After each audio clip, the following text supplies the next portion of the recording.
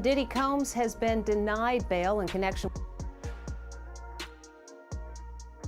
And as Les Trent reports, the music mogul who once traveled by private jet to all those mansions is now in a jail that is notorious for its bad living conditions. Music mogul Sean Diddy Combs spent his first night behind bars inside a facility that is being called hell on earth. The Metropolitan Detention Center in Brooklyn is notorious for its appalling living conditions and rampant violence. How bad is it inside this federal lockup? There have been 2 murders, 4 suicides, and numerous stabbings and lockdowns in recent years. It's so out of control inside that 4 federal judges are reportedly refusing to send any more prisoners here. Donald Trump's former fixer, Michael Cohen, spent a harrowing year in federal custody. He says for someone used to a life of luxury like Diddy, prison life is a severe shock. You have a desk, you have a plastic chair, you have your bed with a 1.5-inch mattress, no pillow, and you also have a locker. So you basically have 3 feet by 5 feet to move around. So you have a basic 15 square feet. It is a horrible, horrible place. Diddy's lawyers were so eager to keep him out of jail, they offered his palatial $48 million home in Miami Beach and his private jets as bail. Today, they are even offering to restrict female visitors to his homes, except for his mother, daughters, and the mothers of his children if he is released. They told the judge the jail he was being sent to is dreadful, dirty, inhuman, and an ongoing tragedy. How's your dad doing? How's your dad doing? Family members appeared somber as they arrived at federal court in Manhattan today in another attempt to get out on bail. The judge cited Diddy's history of violent temper and potential intimidation of witnesses as reasons for keeping him behind bars. Diddy's former protege, singer Aubrey O'Day, is celebrating Diddy's downfall today. I feel validated, a win for women all over the world. Combs has pled not guilty. Those were the only words he... Shocking revelations about Sean's Diddy Combs have rocked the entertainment world, drawing massive media attention and public outrage.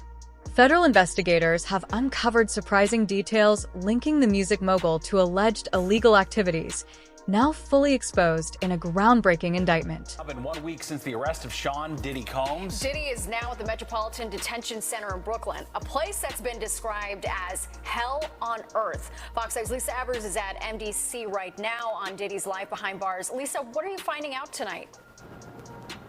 Well, Natasha and Steve, for the first time in his life, Sean Diddy Combs has spent a week behind bars. He's here inside MDC, where he's been since his arrest on Monday night, and other charges, to all of which he's pleaded not guilty. There's no VIP section, there is no concierge, only conmen, killers, and kingpins. MDC is so bad, federal judges have questioned the harsh conditions for those here awaiting trial. So bad I was here 2 years ago during a cold spell, reporting on detainees with no heat, pounding on windows for help. There was even a congressional inquiry. But take the word of a former inmate I spoke with who goes by Esco. It's terrible. The food is terrible. Of course, the inmates are terrible. The guards are terrible. The conditions are terrible. It's just terrible. The inmates that you're surrounded around, just in general, a lot of them are brought up on pretty heavy federal indictments, right? So just in terms of the atmosphere there, it's just certainly one that no one wants to be in. Combs was placed in a special housing unit and on suicide watch, the standard protocol for high-profile celebrity detainees. The disgraced mogul was denied bail by 2 separate judges. His attorney, Mark Agnifilo, asked the court to transfer him to the federal detention section at the Essex County Jail, but the judge deferred to the Bureau of Prisons. Federal trial attorney Philip Hamilton says lockdown can mean a lot less time to prepare your defense. In terms of fighting their case, it just makes it all the more difficult, because now in terms of you being able to communicate with your attorney, you are at the realms of just what's going on with respect to the facility. Is it on lockdown? Is the facility letting visitors in? Detainees on suicide watch wear tearaway paper hospital-style garments and rubber shower shoes. The isolation may be the worst part for Combs. It's being done for his protection in the violence-prone facility. He will have no bunkie. He's probably not going to have any contact with any other inmates. So for him, it's going to be a little different than for a person like me, where I will go in, I will go through process and intake, and then they'll assign me a cell, and I'll have a bunkie or a cellmate, and I'll be in population. For him to be able to get out at this point, it just doesn't look good. Now, we reached out to Combs' attorney but did not get a response. We also reached out to the Bureau of Prisons. They confirmed to us that Combs is in fact detained here at MDC. For how long remains to be seen. We're live at MDC in Sunset Park, Brooklyn. I'm Lisa Evers, Fox 5 News. The charges against Diddy reveal a dark and disturbing side, hidden for years behind his successful and glamorous empire. What's most troubling are the details that came to light during a raid on his Miami Beach mansion, uncovering items and evidence that suggest abuse, exploitation, and manipulation. These revelations expose a side of the music mogul's world that few ever imagined. To be a five-star hotel, we know that, but it's not supposed to be a house of horrors either. Yeah, the troubled and violent Metropolitan Detention Center in Brooklyn housing Sean Diddy Combs raided by the feds today. They're investigating poor conditions, rampant and repeated inmate deaths. Eyewitness News reporter Darla Miles live at the scene in Sunset Park with what's really going on. Darla. Well, Bill, the Bureau of Prisons will only say this is an interagency operation to maintain a safe environment, but sources tell ABC News that inmates are not the target, and attorneys who've been seeing clients here for years say the timing is very curious. None of these issues are revelations that all of a sudden, oh my goodness, we need to go and address them. Early Monday morning, staffers at the Metropolitan Detention Center in Brooklyn met by dozens of federal agents and drug-sniffing dogs in search of any illegal items being smuggled inside. One is left to wonder, is it the publicity, from those of notoriety, those well-known that are trying to get out of there. I'm going to try and minimize the amount of time he spends in very, very difficult and I believe inhumane housing conditions. Sean Combs and crypto mogul Sam Bankman-Fried are currently being held at MDC in Sunset Park, but it's where other high-profile inmates like R. Kelly, Michael Cohen, Fetty Wap, and farmer bro Martin Shkreli were lodged at one point in time. There is constant violence. I have with me right now memo after memo after memo as to lockdowns. I can't tell you how many times I go to visit a client and I'm turned away because there's either an emergency count or there's an emergency lockdown. In September, 9 inmates at MDC were indicted for violent crimes, including 2 murders inside the facility. 7 staff members have been arrested on a range of crimes, from accepting bribes to providing contraband in the last 5 years. And in 2019, the Department of Justice sought an investigation into a power and heat outage at MDC that lasted more than a week in the dead of winter. I visit clients at other federal facilities, and I don't see this. Now, this interagency operation could last for several days. Reporting live in Sunset Park, Darla Miles. To grasp the seriousness of these charges, it's crucial to dive into what federal investigators have uncovered. According to the indictment, Diddy's infamous freak parties, long whispered about in Hollywood circles, weren't merely wild, extravagant events. Allegedly, they were carefully orchestrated gatherings led by Diddy himself. From his $48 million Miami mansion to hell on earth where chaos reigns. Just some of the words used to describe the Metropolitan Detention Center where Sean Diddy Combs is now being held without bail after pleading not guilty to sex trafficking and racketeering charges. Combs abused, threatened, and coerced victims to protect his reputation and conceal his conduct. He is not the first high-profile inmate to pass through these walls. Ghislaine Maxwell, R. Kelly, farmer bro Martin Shkreli, and crypto fraudster Sam Bankman-Fried, all as they waited for their federal criminal trials, called this jail home. But the conditions of the prison are far from homey, notoriously described as, quote, dreadful, as one judge put it. Some on the bench have even moved away from sending nonviolent defendants there. And violence is not the only issue. Accusations of medical neglect, staffing shortages, smuggling of drugs, some allegedly facilitated by employees. At least 6 staff members charged with crimes in the last 5 years, according to the AP. Some accused of accepting bribes and providing contraband. I've had clients describe MDC as hell, as the worst conditions they've been in. Lance A. Clark is a federal defense attorney who's been there many times. Now, if the government is going to mandate that they are responsible for your well-being, they have to ensure the safety of your well-being. Occupy the streets until they get heat. In the winter of 2019, protests over a power outage left inmates without light or heat for a week in the... According to federal documents, these events were described as exploitative, with carefully staged performances.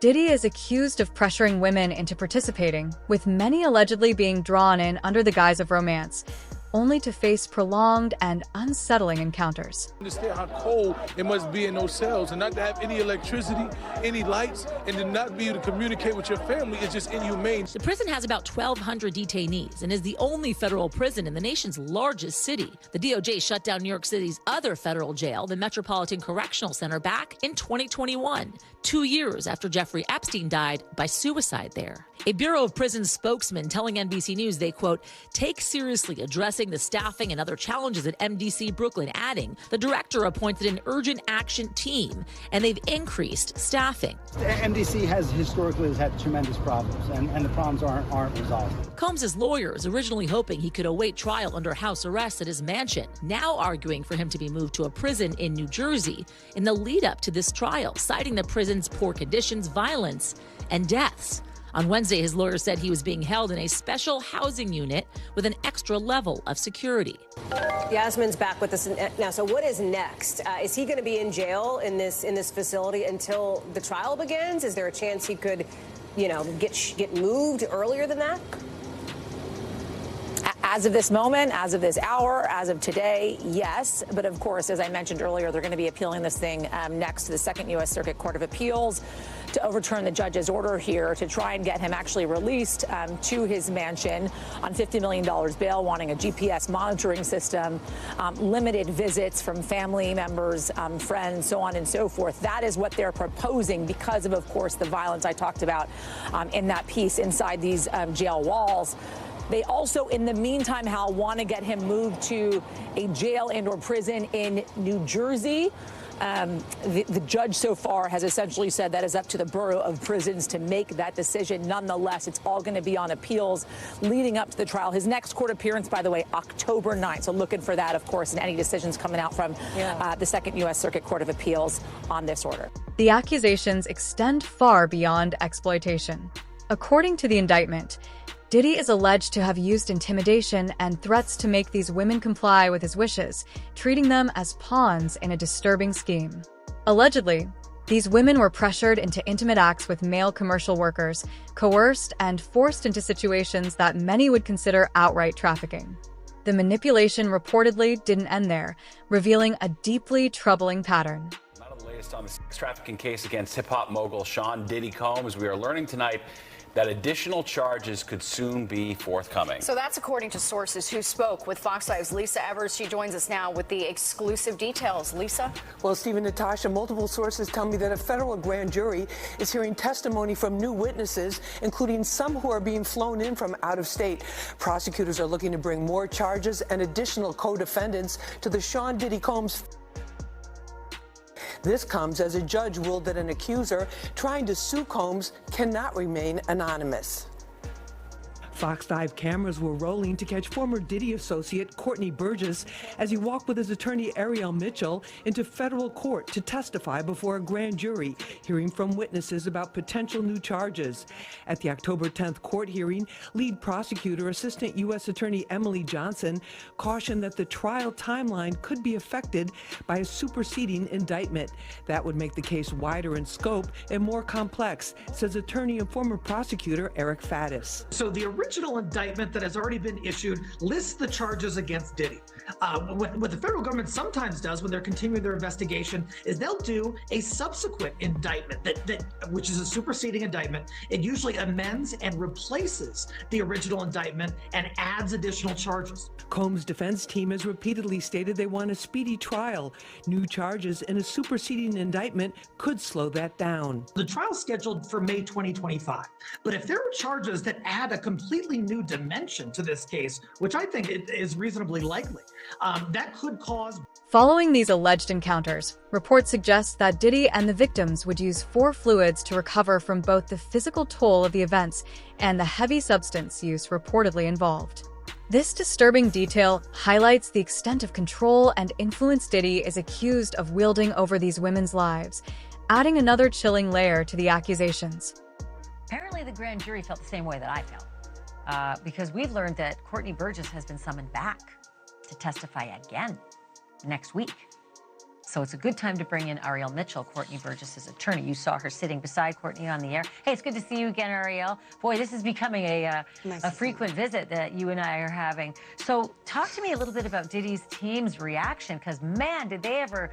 They went to town in those legal filings, and I could see, like, you and me talking throughout the filings. They didn't like it.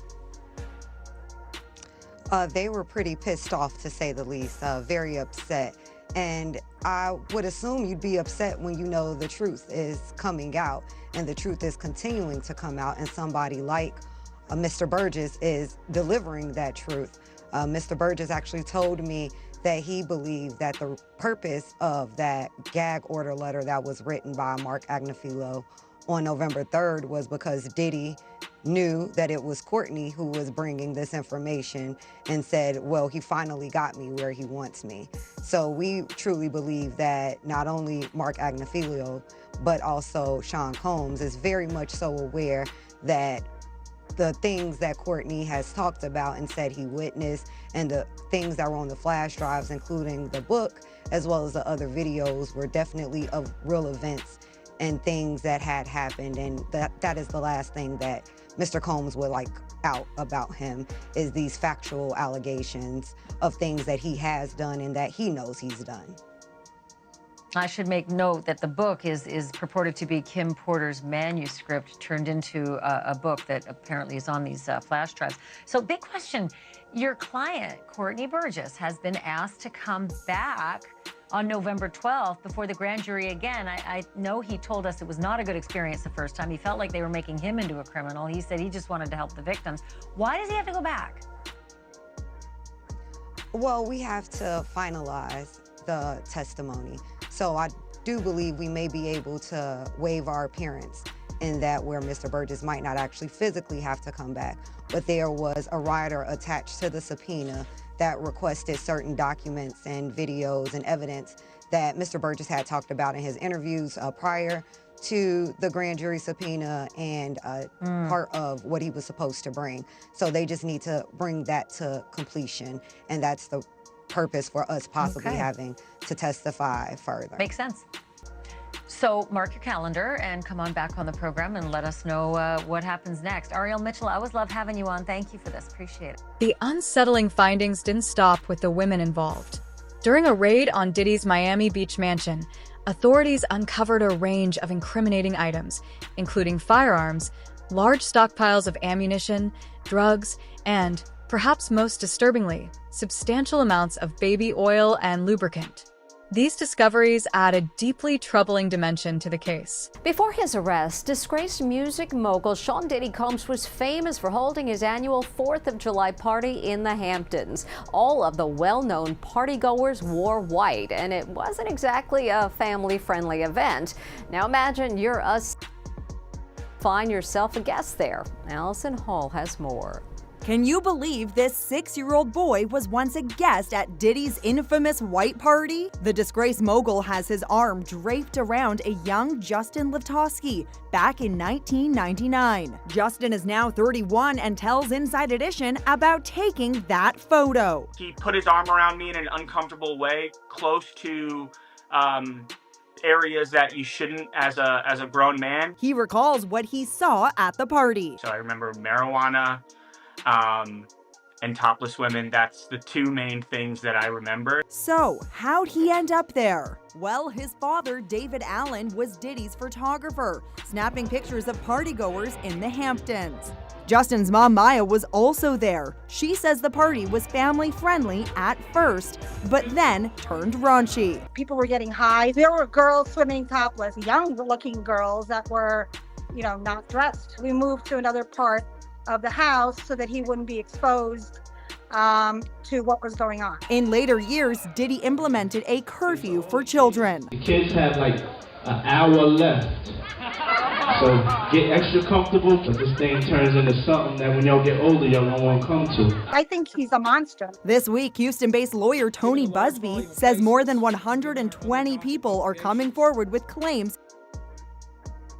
Our youngest victim at the time of the occurrence was 9 years old. We have an individual who was 14 years old. We have one who was 15.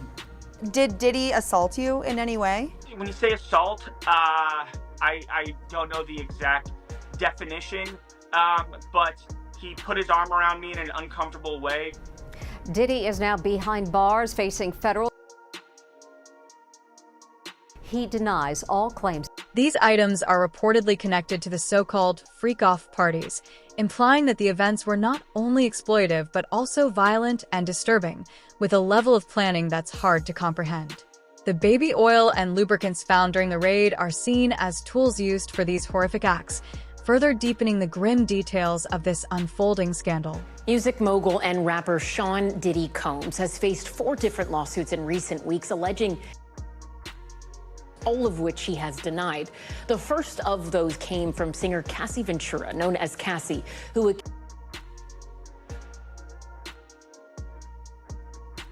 NBC's entertainment correspondent Chloe Malas spoke exclusively to a longtime friend of Cassie's who says she witnessed some troubling incidents. Chloe? Good evening, Ellison. Singer-songwriter, activist Tiffany Red had been working with Cassie on an album when she first met Diddy and says that she witnessed him verbally abusing her friend. Following Cassie's settlement with Diddy, Red penned an open letter in Rolling Stone about her experience. She spoke to me about the events that she says traumatized her. I don't think people understand what it's like to be traumatized by somebody famous and rich, because you can't get away from them. Tiffany Red has written for the likes of Zendaya, Jason Derulo, and Jennifer Hudson. In 2015, she became friends with Cassie while writing songs for her album. At that point, Cassie and Diddy had been together for nearly 8 years. In a lawsuit Cassie filed last month, she detailed the abuse she says Diddy committed, including physical assault. Red says although she did not know about the alleged physical assault while working with Cassie, she did witness verbal abuse on more than one occasion. One of which took place during Cassie's 29th birthday in 2015. Red says Diddy showed up at karaoke, where Cassie and a group of friends were celebrating. So he had her back into the corner, and he was like cussing her out with his hand in her face. Later that night, Red, who was staying at Cassie's home, says she awoke to screaming. He's standing in the living room area, and she's there, and he was like, "There you are." And I just was like, oh, he's talking to me. And I remember, I don't know if you know what his voice sounds like, but I felt like I was in the presence of his monster inside. And I remember looking in his eyes, and I said to him, what did y'all do? Because I could see that she was really sedated. That was the first time I ever seen her high before. And then he says, tell your girl. And we were like, well, I mean, he's saying this to me, and I'm like, well, she doesn't have to have sex with you if she doesn't want to. He was upset, I guess that she didn't want to do with him whatever he wanted. I don't know. I don't feel like I could. As the investigation progresses, more disturbing aspects of Diddy's alleged criminal activities are emerging. Federal prosecutors claim that these charges span over a decade, accusing Diddy of using his celebrity status and powerful entertainment empire as a cover to manipulate and control women, all to serve his own personal desires. We are getting some breaking news right now. ABC News has just confirmed that Sean Diddy Combs was arrested tonight in New York City. Sources say federal agents with Homeland Security investigations took him into custody. The charges are unclear at this time. Combs' attorney telling CNN that we are disappointed with the decision to pursue what we believe is an unjust prosecution of Mr. Combs by the U.S. Attorney's Office. We, of course, are trying to gather more information. There's a lot more to come out of this story, and as soon as we get it, we'll turn. From 2008 to the present, it is alleged that Diddy has been involved in distributing drugs, including cocaine, oxycodone, and even GHB, the so-called date rape drug. The combination of drug use, coercion, and trafficking paints a troubling picture of someone who, according to prosecutors, used his power to manipulate and exploit women for more than a decade. Fox News alert. The world-famous Sean Diddy Combs is expected to be arraigned on federal charges this morning following a grand jury indictment. Now, right now, the embattled rap mogul is in custody after he was arrested last night in the lobby of a luxury Manhattan hotel. And Todd Pyro has the story for us. Hey, Todd. Hey, good morning to all of you. The indictment against Diddy will be unsealed this morning, and that according to the U.S. Attorney for the Southern District of New York. Homeland Security actually taking the lead on this case. The charges against the embattled rap mogul not yet revealed. His attorney, though, telling the New York Times he believes Diddy is being charged. Fox News Digital saying, quote, "We are disappointed with the decision to pursue what we believe is an unjust prosecution of Mr. Combs by the U.S. Attorney's Office. He is an imperfect person, but he is not a criminal. To his credit, Mr. Combs has been nothing but cooperative with this investigation. He looks forward to clearing his name in court." Now, his homes in Los Angeles and Miami were raided back in March. The rapper also has several sexual misconduct allegations against him, all of which he has denied. Back over to you. All right, Todd, thank you very much. This is a long time coming. Yeah, it I is. mean, we've heard about this for the longest time. This case looks huge. They got the video footage from his house, his mansions. You got the accusations flying. So, and I guess he came to New York knowing this was going to happen. Yeah, let's bring in criminal defense attorney Lexi Rigdon to talk about this. Lexi, last November, his ex, her name is Cassie Ventura. The next day, though, that lawsuit was settled. A few others came out accusing him of different things as well. And then last May, that video surfaced of him with his ex-girlfriend, Cassie Ventura. And I believe that was the video in the hotel, right? That's in front of the elevators. Yeah, what do you think is going to happen, and what will we learn when the indictment is unsealed today? Well, Ainsley, we're going to learn a lot more when the indictment is sealed, especially what people really want to know is exactly what he's being charged with. But to your point about all of the information that came out of him, I mean, this was a meteoric fall from grace. I mean, he was an impresario. He was involved in the hip hop community. He became obviously very wealthy, and he knew that this was coming down the pike. First of all, the lawsuits started hitting. This serves as a reminder that behind the fame, fortune, and public personas of celebrities, there is often a much darker reality, one that can no longer stay hidden.